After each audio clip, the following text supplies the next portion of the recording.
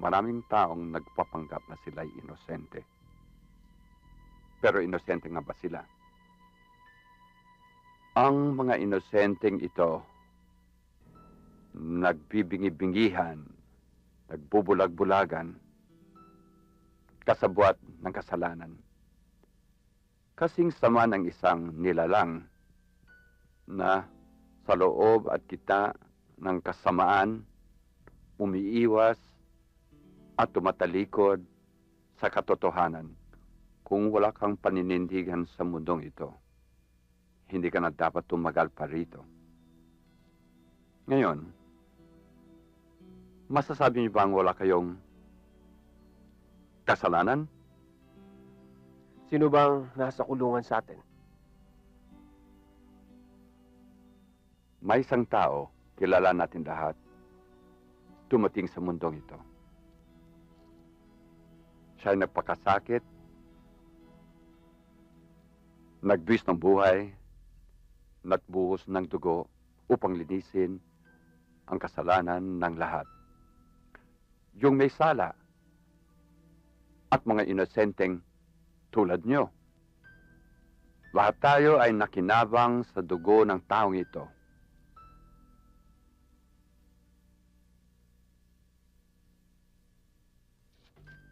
Dapat pala kinausap na lang natin si Brother Mike. Pareho din.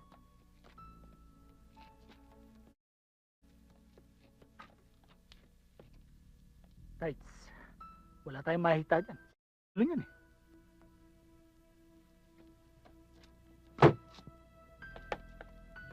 You never argue with a people may not know the difference. Salamat ho.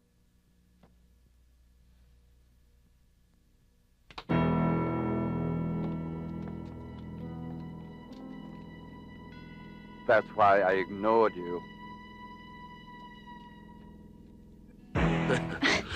Anong ginagawa niyo? Tanggalin niyo yan! Eh di ba helmet to? Hindi! Balik niyo yan dito. Kumain na kayo. Ito siguro gagamitin to, di ba? Hindi, ganito yan. Yan! Okay. Lagay niyo yan. Hold up! Ah! Nauna mo ako. Sandali. Magtigil nga kayong dalawa dyan. Hindi para dyan yan. Okay na. Hindi para dyan yan. Para dito yan. Sa kandungan. Para hindi marumihan ng damit pag nahulugan ng pagkain. Oh, okay? O sige, kumain na kayo. Kain tayo. Up! Bakit kayo nagkakamay? Rurumi ng mga kamay niyo. Magkubyertos kayo! Kubiertos? Kumain na kayo. Naglalaro pa kayo Kubiertos eh. Napakurumi niyan. Kung sino-sino gumagamit yan. Etong kamay ko, ako lang gumagamit ito. Oo nga, ikaw lang nga ang gumagamit yan. Pero kung saan mo naman yan pinanghahawak. Sige, kumain na kayo. Oo, di ba? Pag naghuhugas ka. Kumain na. Eh, paano ba paggamit niyan? Oo nga naman pala, hindi marurunong to. Ganito ha? Ganito. Aka na kamay mo. Itong kutsara sa kanang kamay. Itong tinidor sa kaliwa. Yan. Ngayon, pagkakain ka, kukunin mo yung kanin. Ayan. Kukunin mo yung ulam, tapos isusubo mo. Ayan. Okay? Sarap. Sige na, kumain na kayo. Kumain na. Eto, kanan. Oo nga pala. Kailangan bumili kayo ng mga gamit para sa katawan. Hindi kayo pwedeng kumalat-kala dito sa hotel na ganyan ang itsura nyo. Mamaya, bibigyan ko kayo ng pera para makapag-shopping kayo.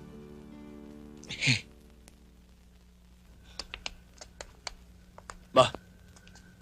Paano ba ito? Paano ba ito? Kakatuka siyempre para bumukas yung pinto. Di ba ganun sa probinsya? Katukin mo.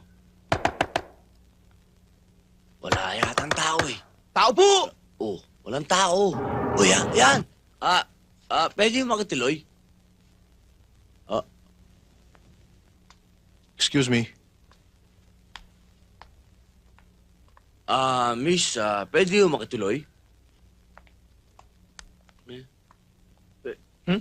Tara na sa loob. Sarado mo yung pinto. Ayaw? Tayong dalawa. Sabay tayo, ayaw mo namang... Eh, hatakin mo lang. Hatakin mo lang. Yan. Ayaw talaga. Yan. Yun, yun. Totoo ba sinasabi mo? Nakalaya si Versosa? Kailan? Last night, Naniniwala na ako na butas ang batas. Ang laki talaga na nagagawa ng pera. Nababaluktot ang tama. Natutuwid ang mali. may good news ako sa'yo. May nakapagturo sa akin sa nanay mo. And I saw her myself. Saan? Sa...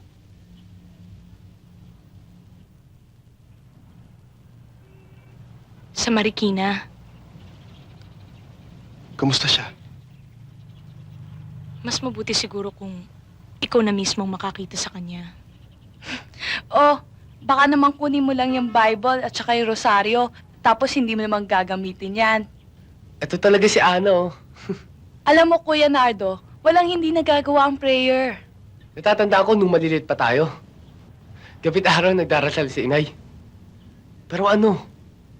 Naghiwalay sila ni Itay. Nakulong ako rito. Naghihirap tayo, di ba? Manalangin ka.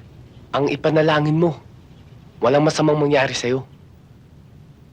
Dahil papatay ulit ako, oras na may umargabyado sa'yo.